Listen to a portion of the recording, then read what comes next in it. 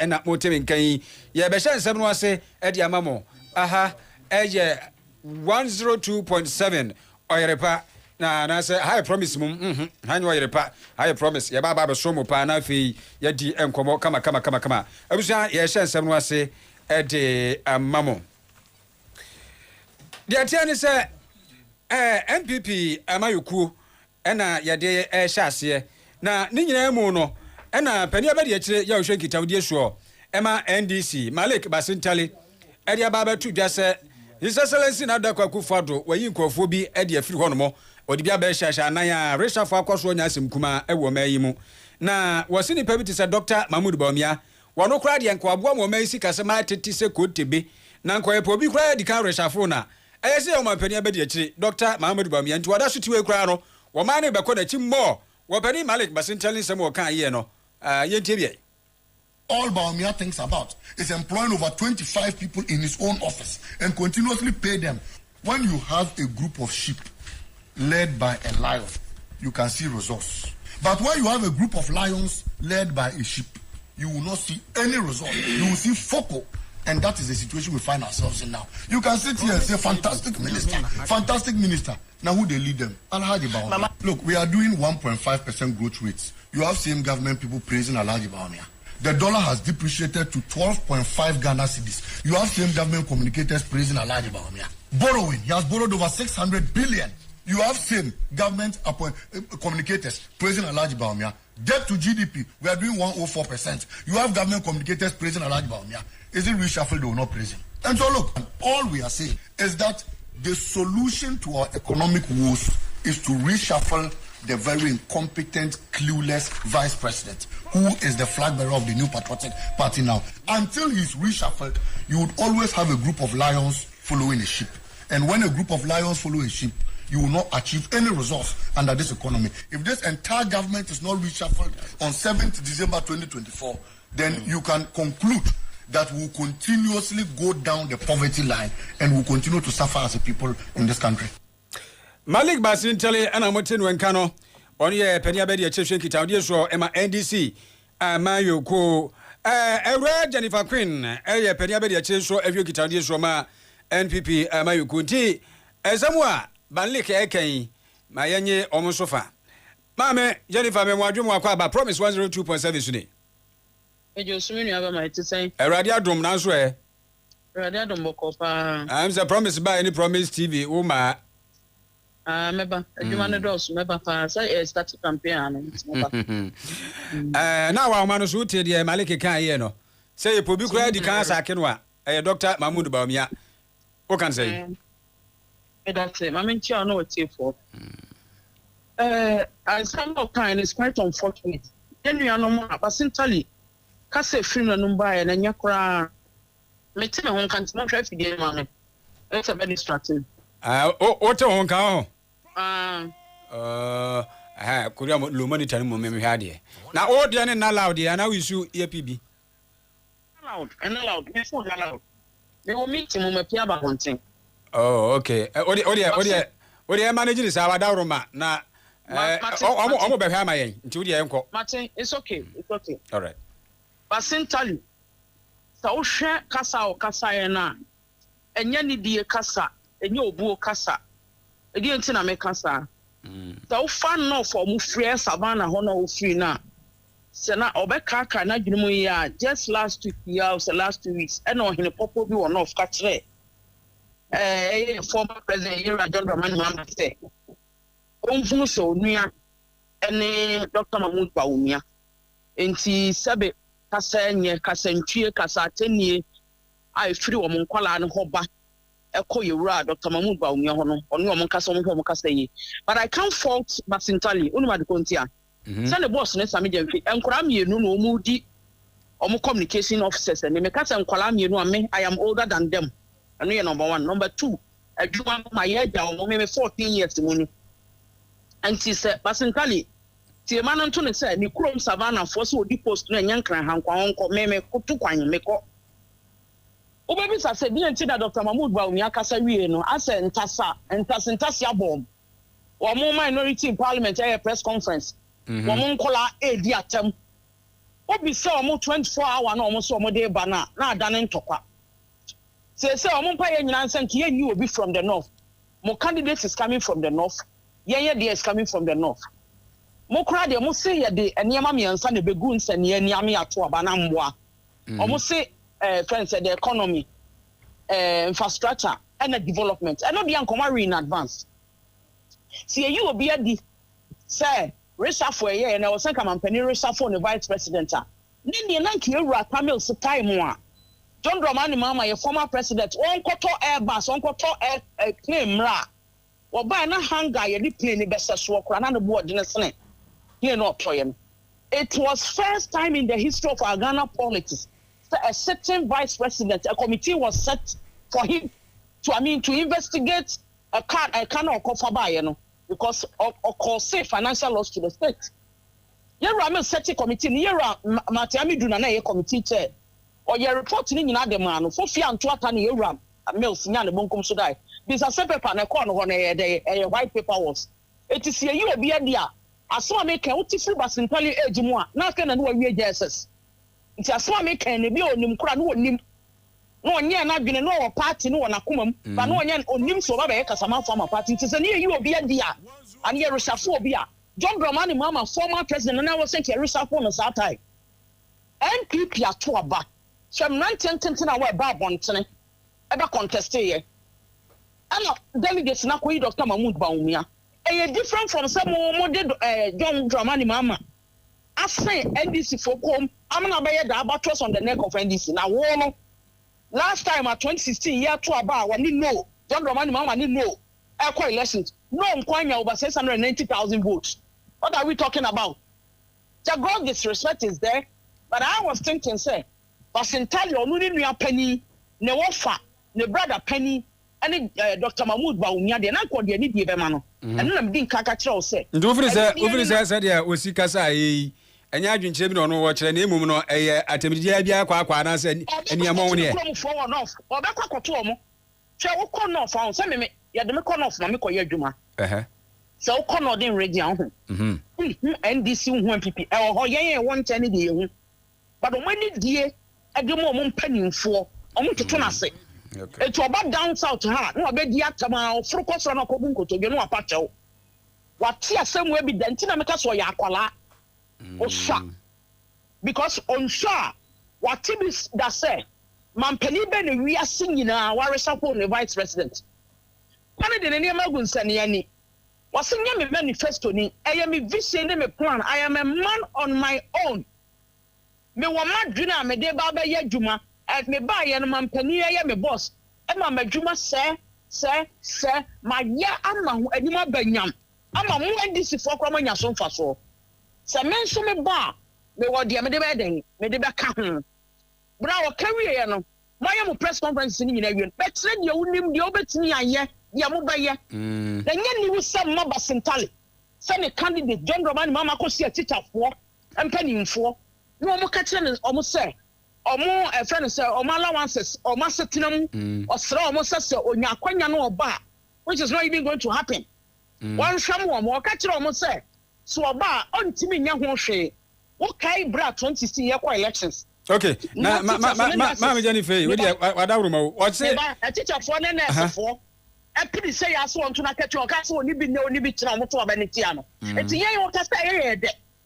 bisa wasam na na bisa no me say was it Dr. Mahmoud Bawumia economy na say and what can say and I make us ya kwala o because time one John Dramani Mahama time the candidate what they Ghana sent called deep sea am na revival ne by unfortunately COVID aba be Ghana ni we are singing and am ya gina ba gina we are far better than other countries so when you are born you should go back to the classroom read again come back and do politics okay okay Uncle Kosia de bi no omra me politics ye metimi na kan no yo mama to onu amene no wofam ne nanam wo no obaka koto yo yate ma me fancy na ye no ase ya me adomu a ye beto aso akiri Jennifer Queen ye da se pa why me amote no nkan ye friend Malik aha Rafa no de be you Jennifer yeah dio Jennifer Queen and I'm watching in Ghana. Try to do so. Grata wanyai Korea. wesha nti Jennifer Quinn na motin wen kan wono ena ye pani abedi akire hwekitawde so ema NPP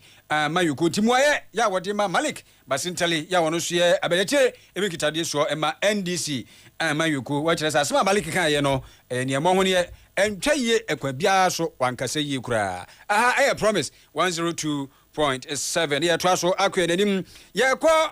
kontase ene ne patemu na mane bo ye ifro no mo ba ne se kontase fa won mo wuramu a ne odu ja kye ne patemu bosomtwe mensima santimantemu a ekwan no omo ye no nukura Nyankopɔn ni mnie sa aka wo sa ye de obi tumi hunu na se de futuro esi emne wo mo pa etu udi agro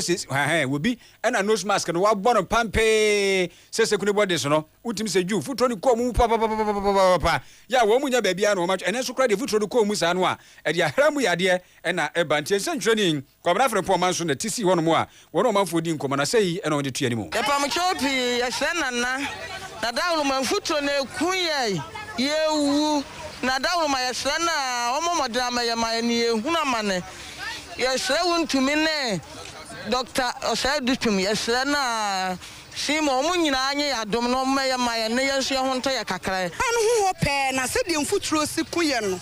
asa me voice no kula ye we kakra mo mfanta menya me amemu aye me ye nti yesra mo adomfo mo dawo ma mu hu ye mobo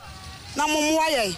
anya saade aye nyina bewu anu anso ene ye de ahwe e ma free school yesrom empenfo okwan so eso mbehwe na omo ye ni ye ne futuro ne de emoayen ye tiri ne ehwinum nyina ukofia wontimi na ti yesrom pa wontumi wa ha ana Osadutum ana Simon yesram ada akwan a monam so no modwem nkwa mobotom yesram ye ne to aba ne ma ba ye ne ntini etimo hwe na munya kwan ma ne futuro koye na monwene wo mata ne kura no wo market o ne daache emfuturo ne ba mo yare nti yesram hwe na munya kwan ma na monwene sa munya sa modwem nkwa mo ho no kwan ya mpanifo no e de nam so anom Simon ne eye wona mo ye friend say ya Osadutum kwam de nam so no enya kula enya ya charge din utumi ya na ofri da bia akwa na oba tumu hwe mo maame mo tese mo maame mo ene mo pa no enam futuro we mutimu futuro ku wo mo no nto mo hwe se yemu ansa na me no KaseƐ na se bia ye buni eti me no ne kurekura me yo ya to aduro sa na futuro ni nti futuro ni ka kura ma o mbeduru abjan kwanta na o matwo mo o be ba ha no pa eni pe gu ya nya ka kokuma se no ye huna ma na nti ye besere minister Osadutum ene si mo se mensa mo ka bi ewo mu ye besere mo na abofo mo kan kire na nado na mo mo na kwa na de ye huna ma ne se won tin first ka me shi ebotom se da bia ye fa bi hwe ma ni ye fa bi nto de ye peda bi e kwan no ne ye sere no obeye kwan ne ma ye bia ye ni asem bia ye be boa ma aho be ba ma ye mbeto ade ame enso ye benya sika ye de bi ahwe ye ho ne ye ma ne ye busu ye nyina emfutu kwan na ekunye oba omomoto aduane wa haseni na nkwafo se emfutu bo aduane so mutumi kwan to aduane ni yesremo empanifo se omomoaye ekwan ne de omomo ntwen ma endu abatan wansa na wa be ekwan na ma because edu sa time no obi so afa no ho adwene edi won twen akopem se ekwan bi di bone be siso ansa na oma be ekwan na ma yese empanifo se edutuni Simo ya jomu di enum do mutimi ye oma enum oma bo jadfo na jadfo so bo mu di mpa omanfo a wo mo ewo jache ekokontase ena motie won kan wo makwa nyanyanyanyanyanti ha wo no pa abusua na ye to aso no ena no da MPP amaku omukọ primary si na ekoba se emrahye badwani ya wo ewutu senya east ene ne mpatemu maame hawa kumsen wo call vetting na vetting no ase no ena piche kakra bi esi piche no esi na kokosi FM station bi a ye fro no mo Cape FM de atia ne se de no wo ye mo no su wote adwamu sa bere no David Kobina na mranti wa bi a wo mo beti akati ya wo mo hyehye ma me mevisa wa kumsen ni t-shirt ene bowura studio ho na ne ye mo koya abante na nyansam keto akra mteti ni ye pado won sake kan no afan se de na abante ne kan ye se de ne wo kan ye de ene nukure ni wo mo so wakasa e de twa fa ba bi a ensese efre eno ena ekoba se Ghana Journalists Association Central for Kabumuku ewo mayimu no ede wo ho agi mu se da bi se bieku se bianya ado abo de agya kwa yenya ne kwa so ahunu nso obi so de na mo no wura abante ne ofiri duduom enu nti pa so obeja ma me awakum si amana fa no wadi wa meka bibia fa nchom de a ena ma me no kra wanya kwanya nwura FM station na TV station na se dwani bempu de so mo de to no so nya asem keto akra ma me no ai kwa kwahia wonom ama sabere wonom afa adwen ya kwa kwasia se so a sentre meku ahodo no edito no so na se kodi to no so no o me se o mayi afiri so kire se ma me no ahyebo se wo bebo modin mranti o mkoye saade no asutwi bi esefata ye de ebema wo Michael Adi aye awutu senya ene ne patemu twatwade ma MPP amayoku no wa ma no so yimisa ne se de sie koye Michael Muadwo emu akwa ba promise 102.7. Hello Mike. Hello Mike. Aha, Mike beba na fi ene no edi nkomo papa e kire se ade bi ehia pa sa ade ye bi na esan kroso wo yendi ye no na kokoba se Farouk Aliu Mahama ono nso sa ekoko wi ase no na kire se GJ Ghana Journalists Association omugbofu no so Friday blackout ono so ye de ato so ono de se danso ani kire se se de ntu hwa na mo bia na enyanto wa be firi se bia se ntwerefo mo nhia ada bi be sie no wo bia nsi ase no na be fresh ntwerefo se mara meti ase bi ne enko kanche kofo aya ama no na kire se toje wa na ye be se kwa ama no so na ye ni Michael Adi edi nkomo na ye hwe se de na usi ebeya no ede afre aha eye promise 102.7 na fi waba Mike ye ne beto so papa pa ezefofro mu no gomwa ojobi na ye gina gomwa east mensinim efifi mantemu abujafo wosubransem bia tie gupa na no dade ye to ya sante mantemu kwase abonte so ebubu nkofo ada ebubu modo ba ne ade a ato aguo no ebi esi wono pa gomwa ojobi ho na sade yesuo ne si atopa no enya sam ketu o be do hwere baako de na da so ginam na me ka sani be se aduanu baako na wonya ba bia na sabri ya wotetete wafefo ene wonamfo anuanom ene ade enchane a wo pe ba bi ede wontiri ato entine sa pepepe ene tie odobi womanfo ya yesuo ayira fa wone ene wo frefre nsoto koku awodo ene afa ban se o mekwa womwa point kwa mi shebi mentally na nso de mentally na konti mesra ban so omboa me me shadros me no me na ko mesra na ma sha pint nti mesra ban mon kan cha ban sa mesra omboan ya dan na no so apa ebubu nti yesra no omboan se wo so ya na affect ahade no enebu egu opreko o ye instrument de ni nyina ase mesha combo amplifiers no ni nyina drums ni nyina ase cause ni nyina si ota no so ni nyina ase ena ntuno ntiama ni nyina ye ena ndra me be ise manpeja na anka aduane bibubu kowura dem ti hu anse dan ni na dwiri abeku ya so na yedimreka pipi ti eno me nyina ase yenye ba bia amfa adofo mo an kakra eno me nyina ase yenye ba bia ya ba mo an kakra esram ni dwurugu ya so na pipi obi empra ba ye no ma ase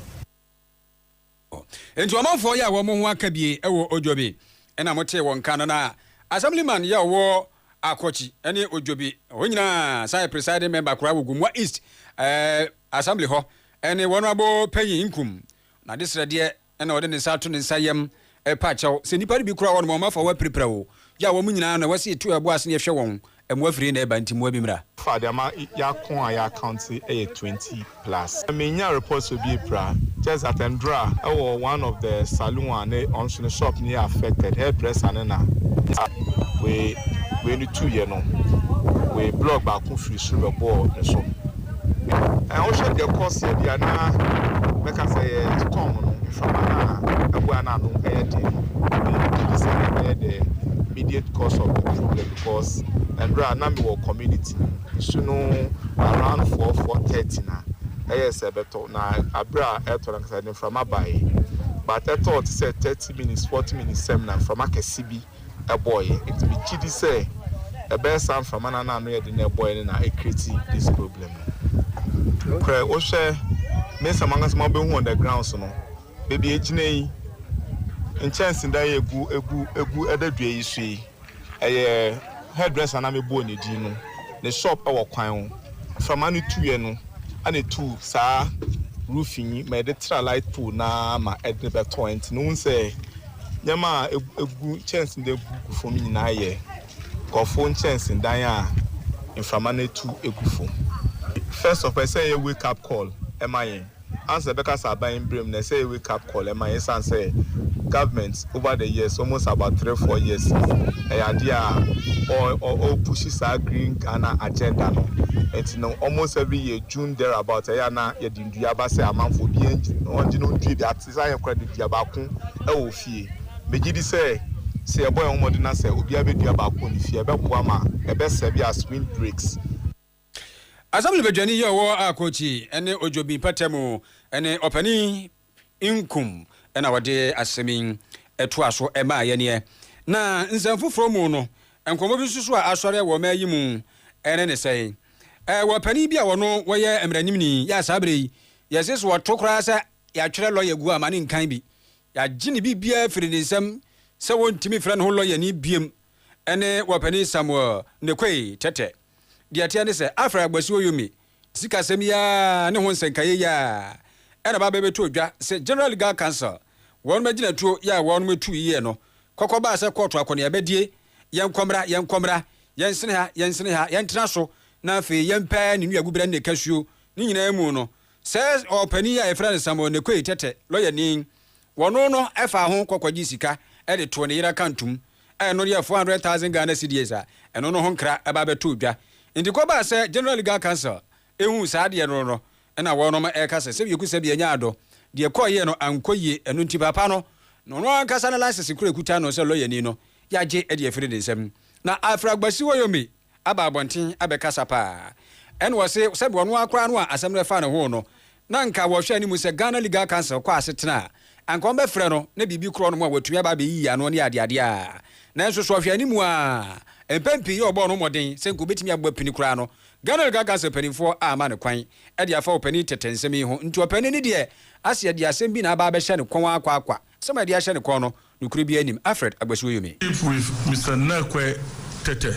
is in all the documents that long issues and other things. But simply put, Mrs. Nekwe Tete had become my friend, and Nekwe Tete was facing a health issue which I cannot talk about, and for that reason I did that. And nobody give bribe by asking the person come to my bank, open an account in my bank, and then the person come and open an account in your bank, and you transfer money from your own account into her account. Bribe is not done that way. I have not given bribe before. Maybe those who claim I do, maybe I don't know how to give bribe. Maybe that's why I did it like that. No, we don't give bribe like that. So it was an account opened, which is traditionally what I do. Many of the politicians, both in NDC and NPP, high ranking, they wanted to go to London and things like that. I did the same thing to them. Those one that are for borrowing, I will make sure that there is this trace. So the same thing was for Ms. Nekwe. You are a lady, you are a woman. So when I say that's a health problem, sometimes we have wrongly persecuted this woman. It's bad. It's my money. Nekwe Tete had no discussion with me on this matter. And I've been coming with his minister at that time and things like that. And therefore, even some of the internal memos that I perchance have all indicates really that Nekwe Tete was not in charge. There was a different case officer who was in charge. If you go into the court case, you see those who were in charge of the whole thing. See, I will want you to go into the court cases than this issue of say. It's a media house. You have research people, you have things so that you can say on authority that I can say he did this, he did that, he did that. I had no discussion with Mr. Nekwe Tete. The first discussion was with government departments, former LOCs and things like that, and every other person, including their own documentations and things, reflected in the Court of Appeal judgment copiously. Enti wapani afra Agbasuoyomi ena na no dendende sa no wo kire se opani Samuel Nekwe Tete ya lawyer ni mapa sabri yeso no sika ni bi kokodi ni ho kokoto no Nekwe na account me no ye ne yira account mu no wo se papa na so ma tretre nsa na hwe ne so saa kwa tanhunu Krobea ni ho ewum wo toto ne nsa no sika no kura nyi obi adea yate enti afra Agbasuoyomi ene kasai abusua yeto so ewo ensem foforo mu na ye nyina ye nim se openi alankwadwo kyerematen atene ho kwa tena mayuku movement for change kyese anamon papa ya obetumi din sesan sonko abaze ze de wasisune empia mayukum afirim de ne ohun pipi kura no abura de chie ni ade a ne mu nkɔmɔ no ani gusua krata bi ade na ne nam ne nkɔmɔ bi ane na nam mansante ntakwante pɔso sa an wɔno no kora no ne amayekuo bi ya ka bom mayekuo panifo bi di kaso bom ɛkyɛ sɛ wɔn mo kɔ na krana ɛda kɛtɛ baako bi so ya sɛ wo hyehyɛ nkɔfo bi akyi anasɛ sɛ nkɔfo so na hyehyɛ n'akyi o ɛne ɛne no na krata ya movement for change no panifo ɛde aba bɛto abɔnten a ɛne kasamafo Duke Aaron Sasu ɔno yɛ lawyer ni ɛkyerɛ nyinaa ɛne sɛ sɛbieku sɛbie nya ado abɔnten krana ma ne yɛ kɛseɛ na pa sɛ movement for change owura lanchamaten na chitafo bebrebe yi ya kupɔ ya adom ne yɛto aba obi abɛto aba de amane wo hia ndisi ni bɛ no hia pipi ni bɛ ansa na sɛ botimi afurudua no aduru soro hɔ wo kyerɛ sɛ kura bia ni hɔ ɛwɔ mu saa nsɛm no ne nanam wɔ no ɔmafo ɛnsi ne hu mo ne papa yɛ hui ehu papa yɛ hui ehu kyerɛ sɛ no kura bia ni hɔ a ɛwɔ mu nti saa ɛnɛma no ne nanam wɔ no obi antum yakopɔ yɛ adom a nsuade mu akɔyɛ baako pɛ yɛbɛto aba afi am yɛ adom na se bro nya boso me de to so ansu no duro se kukuro don alankashia na ekro alankashia na grubia kwto aba e ma alankashi ntikrata me kan press release o de aba ene anwumere free movement for change for ho eno no na ne fa ba bi nso so krata kro ye bi eda ha ye no no eye press release ye bi na de tie ne se wopani kwaku kwaten eye soafo ba de akire ehwe o ma isi kasem so o ma ye mu efrafin pimienu ene don so ɛna wɔto amu a bu adwuma de ne na mu a no no ɛna ɛyɛ Obuase West brahye bedwani na wɔpani kwaku kwaten ɛna ɛkyerɛ sɛ anka ban na dan kwaku fo do ebiem mampani kwa ma no dibira foforo bi ɛyɛ reshafo yɛ ɛna ɔmanfo teteteyɛ sɛ yɛse wɔ so wɔnye ni nyinaa no ne ekobi sanse na mpa sɛ nka mampani ma wo dibira foforo bi ɛde aka wadwuma ho ana sɛ na tie no wɔ so nka saa pa na tie na nso so no kurani brahye bedwam adwumayɛ no sɛ wo kasa wo de wo masi kasam adwumayɛ ɛka wa ɛden pa ɛna fom ɛno nti ɛna mampani nkadibira wɔde ba no wanyɛ nti de ne na namoa nkɔfo keke ka no wo de wɔn mu ntwa so na emom nyankropɔ yɛ adom na wɔn ankasa nim de na wɔde bia ya wɔde abɛboa mampani ɛne ne manfo adwumayɛ sɛ wɔyɛ pipini no wɔ aban mu nko ade a wɔn twetwe ne tiprɛko pɛ obedimirika se baba betutumirika asomru waboa ama bibia ye fan nti kwaku kwaten so ne krata ya wode aba abonten wo wieye na 25 no wo se may God bless our country na tese Yankopɔn enhyira ye man kronkron Ghana kwaku kwato Obuase West mirahye bedwani eno no na Yankopɔn ya adom a 6 March na duru hɔ awia ne sa ene obenim de to so nsia Ghana yenya emfie pore aduosia nso ye no ne di adanse ase ye independence kwam kroma abre so ai mampani odi kan je fa wudie mu o man no ene eno no na kokofo afiti ase ya ba mu bambofo sukufo woni a wo ye rehearse ase sinya kropo ya do be mache kotra betre atoto to ase duro no ene ene jai Promise Broadcasting Limited where FM Promise FM where TV Promise TV ene chese ye online wo mo ya dwuma ba bia po be mache aduma ha nyina obi abe mache be kotra betra mo bia mo so wo mache pa be to abasa yie timotia ase a na mo ni mu amoncha ase na mo nya rehearsals na no ɛna dwumadie no pɔpɔnso ro ankasa no Ghana fa na ha nyina wo de bɛkɔ kofodua na mampani bɛkorɔ apafo nyina bɛkorɔ Ghana panifo do no abɛkɔ na afiri 6 March dwumadie pɔpɔnso no wo de akɔ hyɛ so hɔ na fi kura de ne tie da so ɛyɛ our democracy our pride na kyerɛ sɛ yɛne ankasa yɛka ba minka bi ene ya hohoahoa na ni nyina mu no ɛna nana kwaku buaten ya wodi kan kofodua na matra konyansa ase so ɔhe pɔpɔpɔ ɛkyerɛ sɛ awurade a nani aso pa sɛ ɛba no hɔ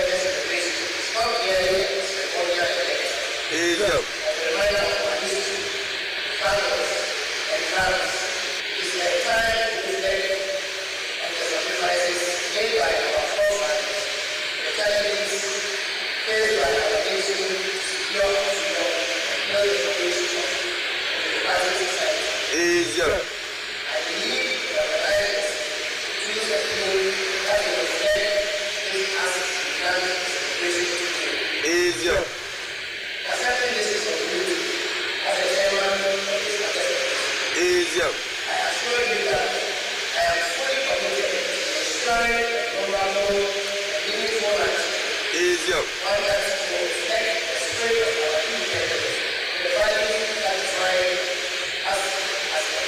Easier. Nana kwa kubu aten ya wodi kan eye hipopropo kofodia na matra nkonwa nsase so na epoye mantam so afo honorable said champion ensoso ekrese nani ajepa sesese yodi ni purpose won wankasa no eba epoye mantam na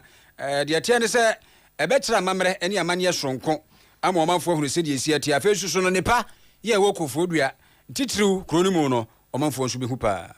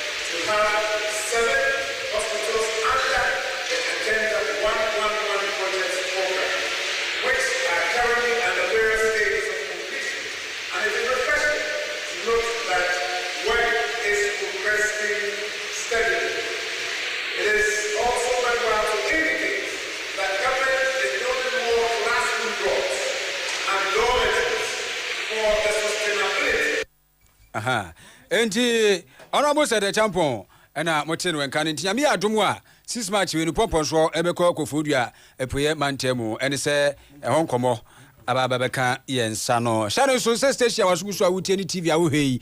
Promise TV and Promise 102.7 the Facebook no Promise Radio social media handles ni nyina nso nam ho ya yeguso ye hwomwo na yenim se mampani ni sacha ye kakra wode eba ye efa amamumu sisaye eni ade na reshafo no emrahye bedwafo no gusu a wo mudi ho nkoma na eno na aka bia mamrahye bedwani wo Saturday Russian Nelson dafia makpo ede atudwa ekiremu se no kuro nyankopon anim ni woni wo mu dada no amampani eso wo ntremu nya wo madwuma ne de omo de so wo mugumu a bobo bidia na wo mo ya fra de bi reassignment se wo ha ne yayi ne ko ba bi foforo no emra no watintim dada ewo amamra constitution article 81 ho se ewo se wo mo kọ anunu no ne ya vetin no ewo so mo kro ne anunu wo mo kopie mu appointment committee ho na afi yehwe adwuma wo mo se assignment no mo ba ye no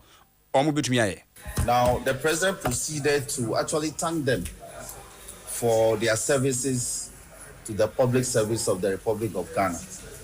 and that he wished them well in their future endeavors. The president then proceeded to make fresh appointments to some other ministerial portfolios, substantive and deputies. Then, in a strange twist of events, the president proceeded to suppose that some ministers who had, prior to the appointment that he had made, fresh appointment that he had made, who had been dismissed from office or whose appointments have been revoked or who have been relieved of their portfolios, he was reassigning them. And I think that these are matters of serious constitutional implications. Because you see, in 1997, these similar matters of similar nature erupted in this country. Some persons suggested then that the government must have miscommunicated. Our revered J.H. Mensah of York remarked that there's no miscommunication in matters of constitutional law. You are either conducting yourself in accordance with the Constitution or not. There's nothing like an error. It has been urged upon me that the president miscommunicated. But it cannot be that the president miscommunicated. The president is a lawyer, and he understood clearly what he was doing. The decision to, as it were, supposedly reassign those 5 ministers of state who had all been revoked of their appointments cannot be reassignment. The office of the president, that some number of ministers have been relieved of their positions effective immediately, means that they no longer occupy those positions. So, like the legal dictum says, ex nihilo nihilo face. You cannot put something on nothing and expect it to stand. This is the authority in UAC versus McFoy, Lord Denning said so. The president cannot purport to reassign ministers whose appointments he has revoked. So we are demanding that those persons that he has included in the fresh appointments must be brought to Parliament for revetting. One year, Mampani, ayi dibre, edi free ho, say one call enkodi dibre for reassignment, no. I was almost saying eba na yatoto to manumra shibi German. Ya muti nursing da via makpo Saturday mrashe bejani ninsem eno. Afei, unse edi atu anim dada. Se Ghana Journalists Association eno omo ka kire ma me Mavis hawa kumsen. Se wonwa kasa de share David Kobena ya we adwuma wo Cape FM a. Ma me kumsen ne mrantie ne sakwa ka ba ntie e wo studio ho no mo. Abraham wo host show no e wo so ba no be ka che omnya sa ene omni ni nchele kura de atete ne se ma me ha kumsen Asia Central Kabomuko Ghana Journalists Association a me ka sa asumdwe abanti so aka ye se ka mo de to ma me no so se ene ya no hu Central kwa ko twam no e same se asumdwe aba Michael Adi eye awutu senya aba to peso aso twatwa former MPP Mike afedi otimenga menwadwo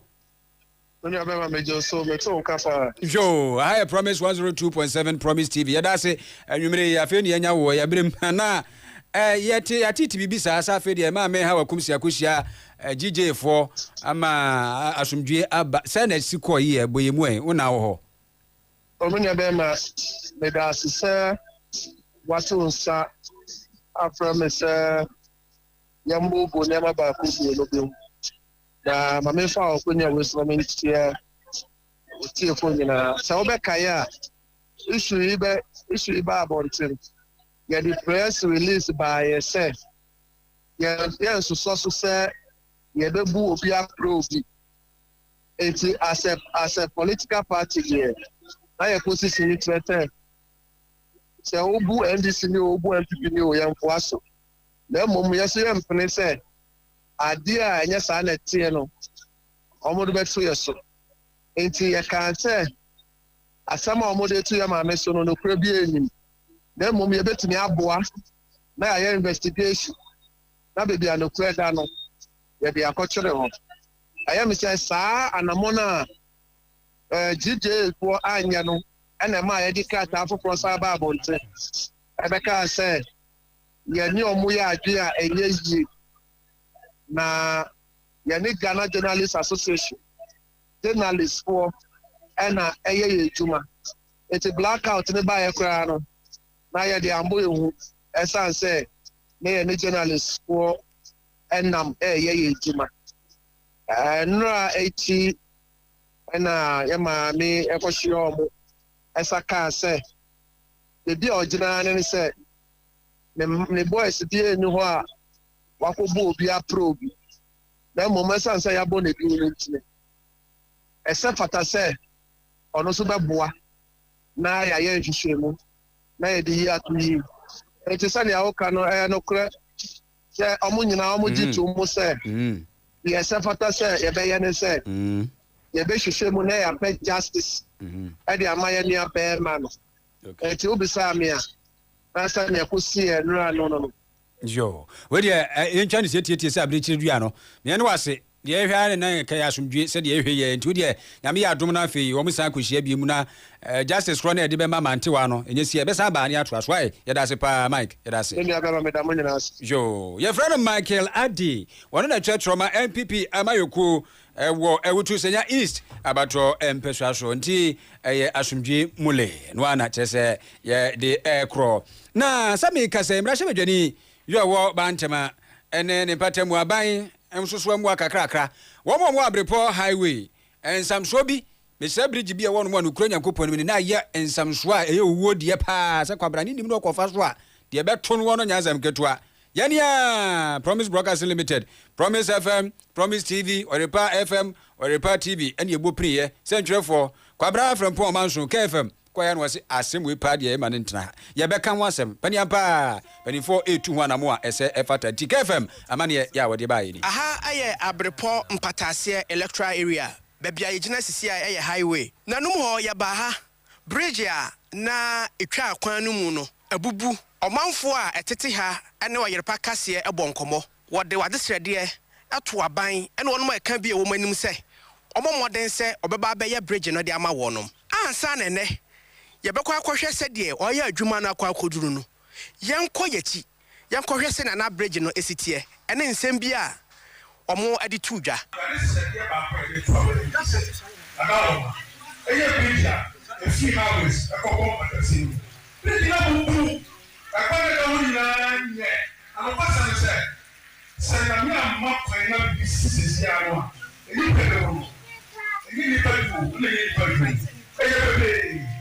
na yewu ese efuama itulebia wode fa ho na yehwe no ayo wo ba kokurani ayo wo ba o se ka o mo ya ka mo ba kokura se madam oma o twa mo bebe ayesa sa ba no akire chance e de bebe o mai na it's a people always ya muna mo wo san ya ko patasie no e kwa na nyo kra ka kra bi ne bobu KaseƐ for na for han mo ama e kwa ni nyina sen e dra ni mra wo da ho a usro e bia wo twa mo a usro e ti ese da na ku fo ado ni ne mpani fo so ma da wo mo wo twa mo ni na hye yes ra ban the brain see e pan chow e di nya mi di pan chow mpata se kwa na de asai pra amna e dan chen baby e ti ese ne se o me ye kwa ne ma ye yɛba ha yɛbɛhwɛ bridge a na edi kan a wode wani hwɛ yɛ no na iron rods ebi nim kraa deɛ wɔn mu yɛ deɛ ɛna da soɔ no iron rods ehyehyɛ mu kama paa sɛn na adwuma no ɛbɛkɔ akɔwie yɛne assembly member wɔwɔ aha ɛbɛbɔ nkɔmɔ abusa ne sɛ so far so good sɛn ɛna adwuma no n'ani ɛsɔ esifa ɛkwan wei yɛ kwan a na ɛsom Brono bebree me van say me nka say major road matima ye kwan a link to abusuakru a ekọ akoko space and info say traffic cheaper or major roads na aha ye kwan a cars dodo na fa e de kọ omombro no so enti ebere bridge ni buye na ye ohaw kese ema yen a ye wa ha no ene mpo na accident say si wa ha but nyame adom wo hwese de contractor moye bridge and a company moye bridge ya eye mega say eye kama chen akane de na eye den na wa because akane de no na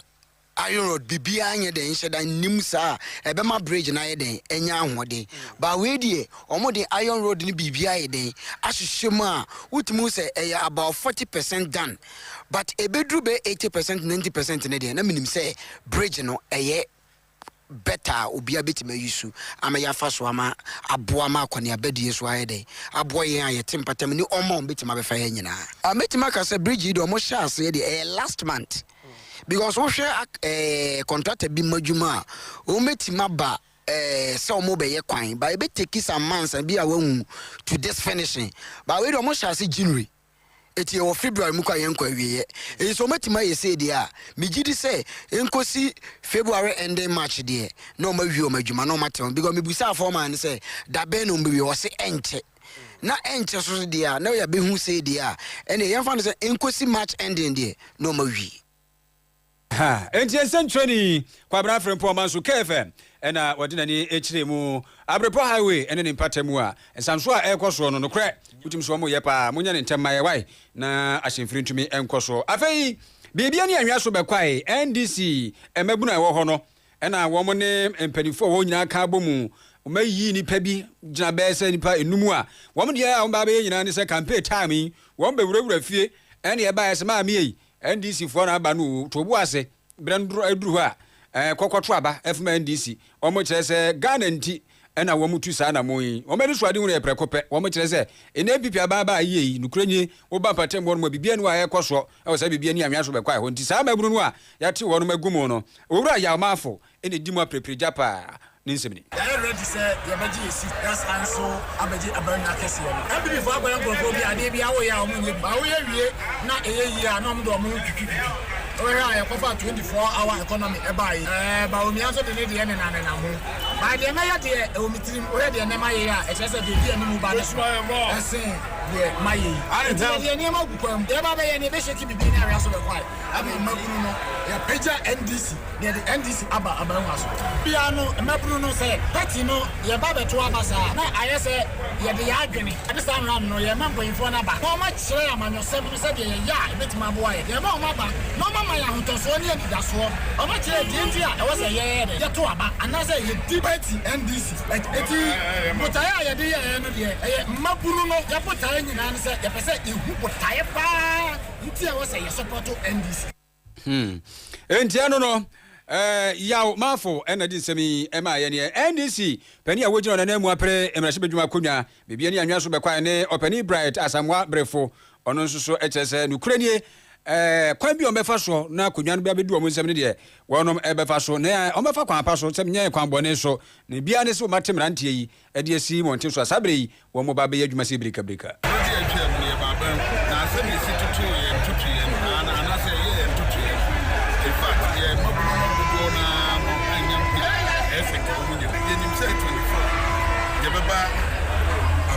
this around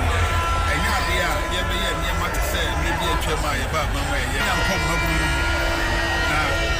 mabunu tuma bi kura ese dia ni na yama mabunu nya bi se ne be ya anye oba ye kum ha mansi ye wa ha mabunu e wo ye mansi no ha bi do na nya bi ni na ye feel minister set ye dey say na ya make back can say no mabunu a mo ye dachi na media where people must also be too frank and this na apprema kenya me ya don na se nya akunya na e ma be bu akwan mu entitiye a ebe ma mabunu no anya omusa no aduma e mabunu no e be nya skill set a o betu ye ye aduma o mind se no no so anya hida o masiti Honorable Bright Asamoah Brefo ena motenu enka no ena ye NDC nsianemu kyerɛ NDC parliamentary candidate wo bebia ne anwa so bɛkwae a wɔbɛhwɛ na ono so apra ono de nsɛm yi to aso aha ɛyɛ promise 102.7 promise TV so edem den na Public Utility Regulatory Commission ɛyɛ nkurabata ɛba no nsuo ɛne nkane a wontoto a ɛgya wo mo a na totoɔ ɛne yɛsi ɛbɛtoto nkaneam sɛ ɛbɛtoto nsuo sɛ ɛbɛtete so ade ade ne ɛherɛ no ma ba no ma bɛka won nsɛm a Ghana for grass wo mo adwuma mo nim ya no nti ya no ma ka bi de akyerɛ wo mo a na adwumadi asoronko bi ya akɔso no ɛna wo mo ekokopi ase na ɛhɔ ɛna owura Patrick Antwi ya wodi mu titima pa bro mantam ne nyina woni PRC pani ɛkyerɛ mu sɛ wo manfo mo bro ɛne ne patam ɛnhyade bi nso sɛ wo pɛ mita kora titiri wu a sɛ wo kokosi obi so ansa no ma mi totom ɛkwampa no wɔ hɔ ɛwɔ so ɔfa so wo ba bɛ sɛ yɛ no asuna si obenten wakɔ akɔgye mita wɔ no na afei kotre bɛtre na wo hampanifo adwen ne ade a ne tɛso afa kwampa so ɛna wo pɛ yi nti wo kora no yitimi fa ho atwa so papaapa ensɛm wo nyina no atwa gu yi a hyɛmudie no ase no akɔba so ma daade bi ade efra no self help electrification project a ɛkɔ a wankasa bɛfa so na obenya kanea ɛwɔ ahomere mu a wo mmerɛ no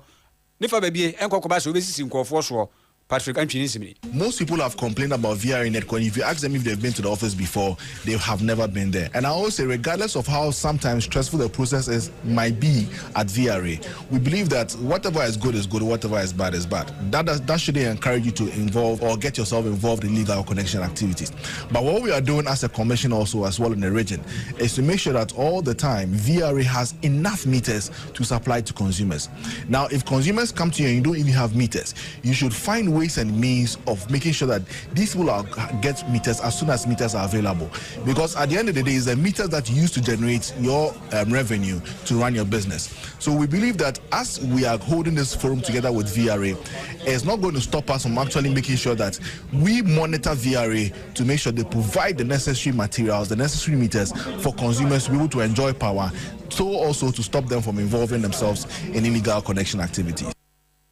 Enti Patrick MP and Abroman Tamina wada Public Utility Regulatory Commission PRC ano na Broman Tamina so for Justina Owusu Banahene I mean di atudwa se wono kwa dwon antiase e di enti da nipa bitimi nya mita e wa abra wo mo fa kwampa no so o mutumi enya so unu oso adwene ho a na kwa ba kra no fa so mo do munya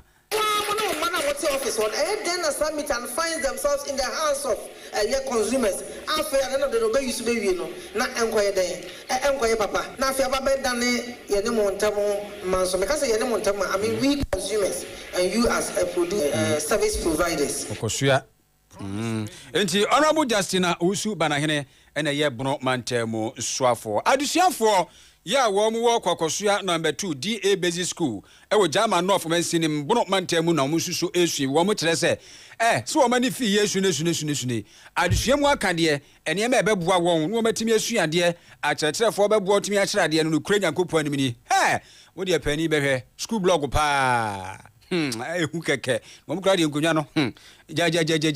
bia bubu ni ade a wo mu se textbook yi omu ni bi sanso so kra da ICT lab omu ni bi ene ewiase baabi aduru ya akwakoya abefo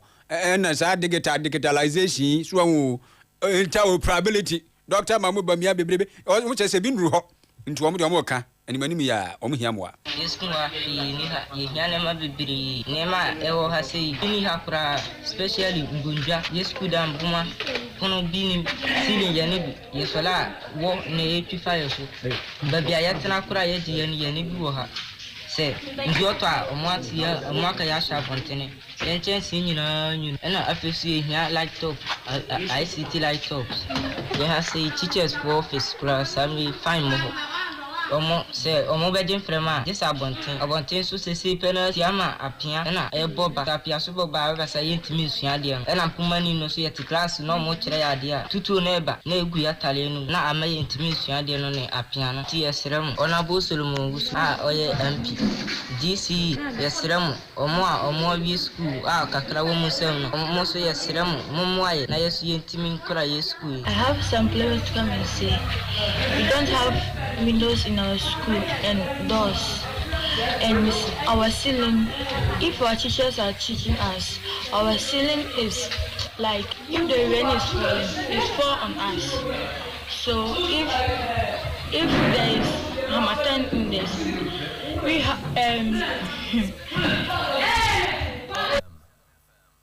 entiano no enkwada no na hwe dan pa esi wonu mu a wotimo webrofo saa no eno na kire se ba bia wo bia hyane eno no we ye kokosua number 2 na ni nyina mu no ena one headmaster emasuku ye wo wura che ebuzi a eche se nukure nyakopo de bi eyini kura yesi ya nyenne suku dan no yesi ya che papa na nti etefo mu ho ba bi kura ya utimi sa cheye enso so boafo ne hwan no omo hasie 1984 na kokusia electra ya ne nsonsom ya ne fili na ye school no number 2 ewo ni adani bi mu ata na ye wo yaman district ana she drop was na drop na ye nti on bisi school na we si ho dan ta na yo isi bi ana was ne de mba no mo wasi ntimi ne ni bi na school ni sense mu si be 1990 bisi ne innovation bi ama na contractor no si no we na ko nti community ni ne ofiso mkakra nti wo hwe say school no even windows ni doors kura ni ye buy yes ni wo boy on kakra na ye do kra to office ma ye timi you see how ba pa face pa windows and others ora tebuzia kokosua di junior high one head master na woni a woye gare ana wo chi gare ewo akurufrom techima north mensinim bro east mantem na chese da so na mbro ho no a na omode ade srede to omanfo animu abayanim sanokuri ni adwuma no den ene wiase bibia ekọ no anim so ahunu ntipa se bibia se manpower ene omode oma ho odin saa enkuku okura omachi gare no mu no akwakwa egwachi kesi bidin ene ansusu anim se Ghana ha no aye wo no no kura nyankopon ni gare aduane bi a etese mo tese paano wo ye dai wo bedi so ahunu enu nti wo mhia ban mo apa gare business den ka besre paase ka ban moaye itiro akurufom ha se be ya ebenya omo be ba beto dia kwa outside na fe nso se nka aban benya asase bia mayese omo no banchi enti se ye pa we ya ban de na mu tu amayato eno ne be boy e ba sa akra price ne be ba fom kakra amaye so ye ho ahan ukoto banchi bodendende banchi no so mo hye wi ya de se wunya na bo so de beto gare no ye fa papa me beto gare no ma nti ama eduma se aye dena ma and se de na ye se aban se wo company bi ni e bit ma be boy se be chere start no kwaye fa so ai no na be boy se anka pepa ke ni be so enti woni o chi gare ewo akurofrom techima north ene ne mpatemu ensem ena etwagu na wahene ya wo sampa na matankunyansa aseso Jama North mensinim ewo bromantem ene brofo waya ade papa etwa fam hwanwumere yi enna ya o samo dua ne no ene wode atu edwa se nukura nyankopon animni wo mo yesiesie surunku bi na no memeneda kwate a yesi gofo bi si akire se wo mo mana na nye sansiesie na ni ade wase wate na se bi ekusa bi anya ado wa le chiri fo ase pa kodo so otene mem na wo yesiesie ne manfo to no de hunu bibia tisa I have not been served with any document been in social media. By law, it's not a valid document to take decisions on. I've not been served personally with any document. To my knowledge, none of my subjects have been served personally with any document. As far as we are aware, go ahead and do whatever it is we do. But I also, somebody you saw the kind of dirt removed from the ground. I mean, I was saying, it's a baby. Not what who's feeling, not the run, not give me say, oh, no, for you. Be ya, who see that they're running to in the room. It is strange. So, Bibi or her, who be on tower one, and yet 3 units. Aha, and Chabusafo, I don't know. Nana ya Samudria. Ena motin wenkan ono ene sampa matrankunya sase so ohin popropo ewo German North abusia Promise 102.7 FM so eni nyame ena aka ena Promise TV ena nwumire yesomo pa taw yenkonkofo ama so sa yekọ Senegal mamu a wono mampani Makisa ena wode ba betu edwa se wopeso yemra fufuro bi na sa amra no aba eba so yesenko no ka betwa kwani mu kakra na aboa ama ahosiesie ene ahobambo atumi asipia sita yanso sade yankofo efrefre said da bi o yenye ne sa enye ye da biara da kire se eno no de yemre da wono dada ntinka court makwan na fe yento aba no eno no mampani Makisa kire se wontumi mu mra so se court agitum kukreden se yento aba no nko ade a obema kwan na fe wono matro aba no se de etie no pepepe we yenkra ye no efri Senegal ababeka yensa afei sa yede ani kyeremu a Israel ene ne mpatemu a Hezbollah leader pa ene Hassan Nasrallah na wono so ne nsem a waka nyina ne se de ekoso e won patemu no ha adwen papa esemu dahwieguo ene ntokwa bi a eno so ama ne matiri so no aka ho bi ama nipa be se edu enkwada enum eka ho ne kyeso ato ananom ewo ense adu a eno so Hezbollah ntokwa eguso dendenden na ho said yes atwrefo ebopini ne etwetwa mfoni ni ade no a so ahunu kakra wa na fansa atwrefo no ho